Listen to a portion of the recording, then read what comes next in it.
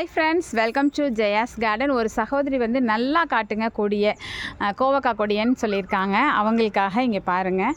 நம்ம இப்போ 3 தொட்டிங்க, முதல்ல இருக்கிற 3 தொட்டியும் கோவக்காய். அதில் ஒன்று தான் வந்து கொடி படர்ந்துருக்கு, இன்னொன்று வந்து இப்போ இந்த அளவு தான் வந்திருக்கு. இங்கே எடுத்தீங்களா, இவ்வளோ தான் கொடி வந்திருக்காங்க.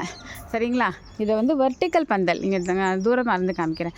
வெர்டிக்கல் பந்தல் போட்டிருக்கேன். அது பத்தலை, நமக்கு இன்னும் கொஞ்சம் அதிகமாக போட்டால் நிறைய ஈல்டு கிடைக்கும்னு சொல்லிவிட்டு அதோட ஜாயிண்டாக பாருங்கள், தூரமாக இருந்து அதோட ஜாயிண்ட்லேருந்து பார்த்தீங்களா, சும்மா கொஞ்சம் கயிறு கட்டி விட்டுருக்கேன். ஸோ இவ்வளோ தாங்க இந்த கோவக்காய்க்கு நான் போட்ட பந்தல்.